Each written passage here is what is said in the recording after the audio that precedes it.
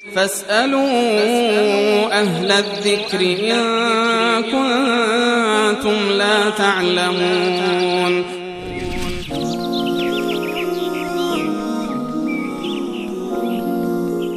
و بیننده دیگه در رابطه با جماعت پرسیدن که برادرشون 4 ماه جماعت رفتن 10 روز باقی مونده، آیا میتونن قبل از اینکه 10 روز تموم بشه یا حالا 4 ماه 40 روز هر اعداد و نصابی که دارن قبل از اون جماعتشو رها کنه و برگرده؟ اشکالی نداره. این ایامی که مشخص کردند و این به اصطلاح مدت زمانی که 3 روز و 4 ماه و 40 است، اینا یک الزام شرعی نیست، اختیار خود شخص است. تصمیم گرفته برود، الان تصمیم گرفته زودتر برگرده، هیچ گونه اشکال شرعی در این زمینه وجود نداره.